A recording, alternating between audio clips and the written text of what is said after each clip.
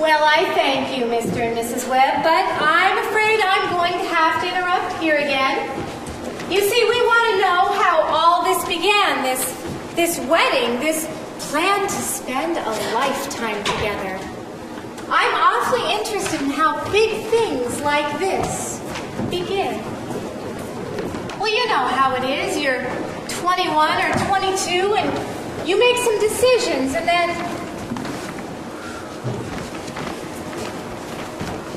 you're 70. You've been a lawyer for 50 years. And that white-haired lady by your side has eaten over 50,000 meals with you. How do such things begin? Well, George and Emily are going to show you now that moment when they first knew, as the saying goes, they were meant for one another.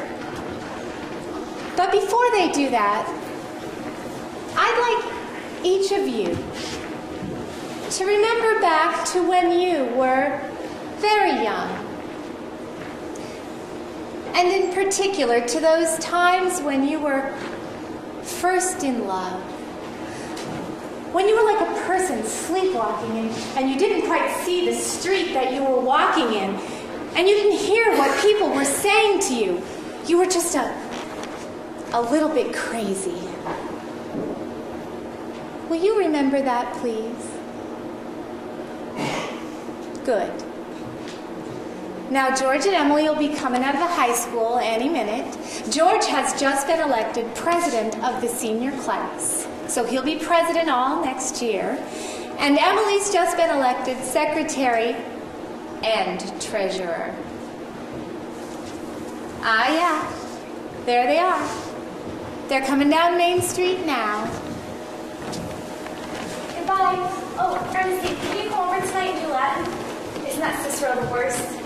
Well, tell your mother you have to. Goodbye. Emily, can I carry your books home for you? Thank you. It isn't far. Excuse me, Emily. 1 minute, will you? Say, Bob, if I'm a little late for practice, start without me and give Herb some long high ones. Oh, goodbye, Lizzie. Goodbye. I'm awful glad you were elected too, Emily. Thank you. Emily, why are you mad at me? I'm not mad at you. You've been treating me so funny lately.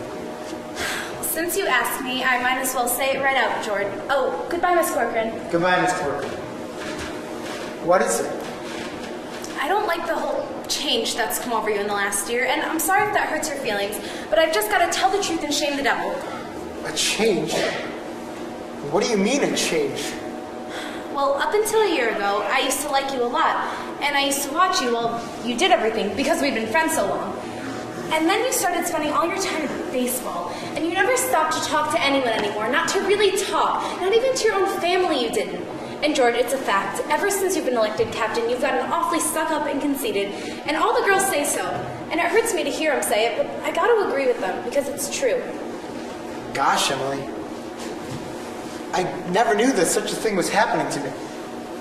I guess it's hard for a fellow not to have some faults creep into his character. Well, I always expect a man to be perfect, and I think he should be. Well, I don't think it's possible to be perfect, Emily. Well, my father is, and as far as I can see, your father is. There's no reason why you shouldn't be too.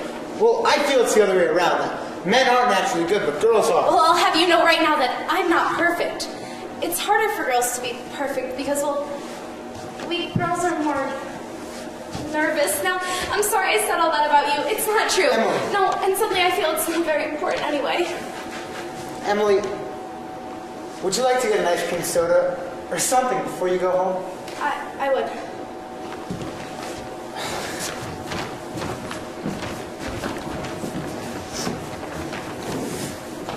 Good afternoon, Mrs. Slocum. Hi, Stu. How are you?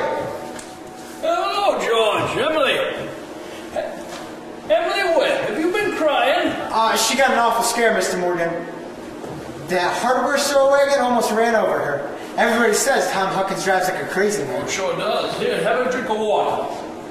You get goes so you have to watch both ways before crossing Main Street. Now, what do you have? I'll have a strawberry No. toast. Emily, have a soda with me. Well, 2 strawberry ice cream sodas, Mr. Morgan. 2 strawberry ice cream sodas coming up. I mean to tell you that as I'm talking to you, there's 225 horses in Grover's Corners. Yesterday, the state inspector was in here. Automobiles rolling in next. Used to be that a dog could lay right down in the middle of Main Street all day, never worry about it. Now you got automobiles. There you go. 2 strawberry ice cream sodas. I'll be with you in a minute, Mrs. Ellis.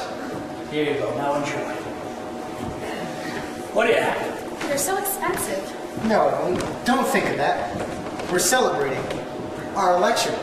And then, Emily, do you know what else I'm celebrating? What? I'm celebrating because I've got a friend who tells me all the things that ought to be told to me. Oh, George, please don't think of that. I don't No, know why. Emily, you stick to it. I'm going to change. I'm going to change so quick. Well, you bet I'm going to change. Emily, I want to ask you a favor. Yes?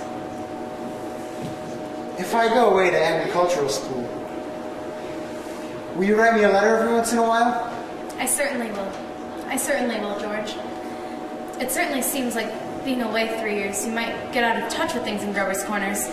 After all, Grover's Corners isn't a very important town when you think of all New Hampshire, but I think it's a very nice town.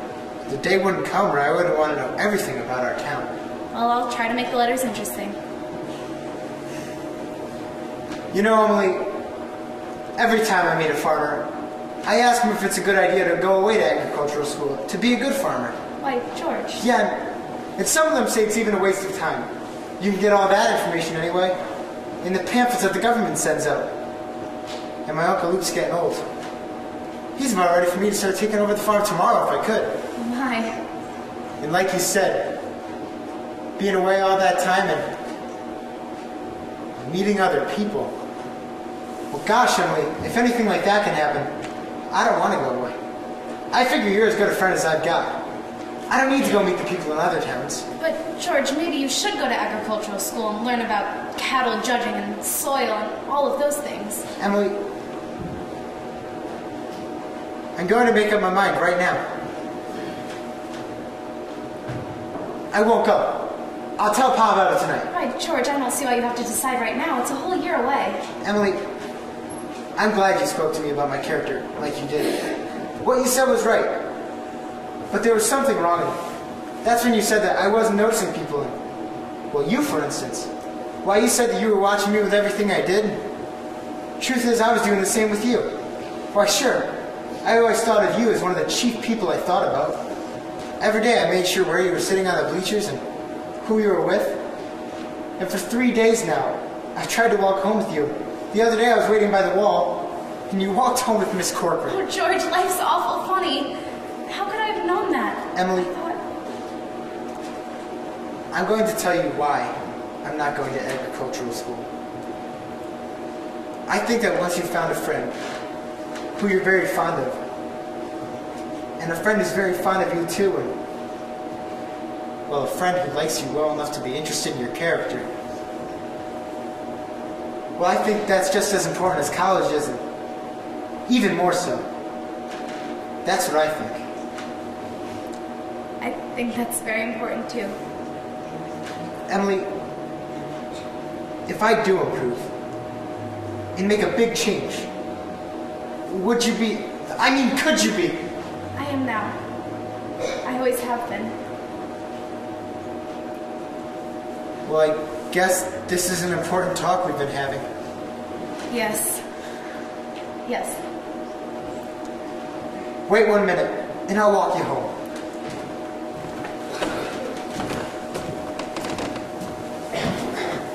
Mr. Morgan, I'm afraid I'm going to need to run home and get the money to pay you for this. George Gibbs, do you mean to tell me that you don't have money? Yes, but I had reasons.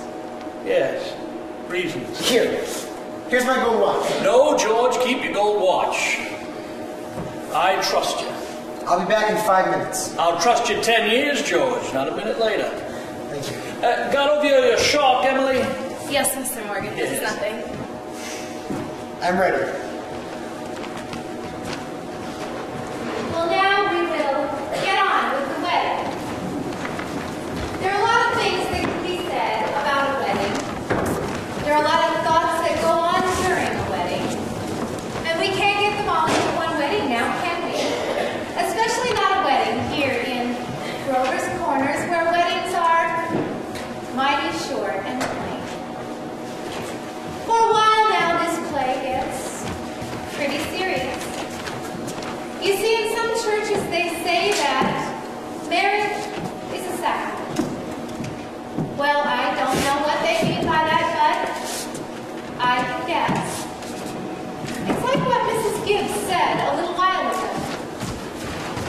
People are supposed to live 2 by 2. And this is a good wedding. The people are young, but they chose right and they come from a good state. But the real hero of this scene isn't on the stage at all. And you all know who that is. It's like what one of those European fellows once said. Every time a child is born into the world, it's nature's attempt at making the perfect human being. Well, we've seen nature pushing and contriving for some time now, and we know that she's interested in quantity, but I think she's also interested in quality. Maybe she's trying to make the next good governor for New Hampshire. That's what Emily hopes. And let's not forget the other witnesses at this wedding. The ancestors. Millions of them. And every one of them set out to live 2 by 2. Millions of them. Well, that's my sermon, I guess. If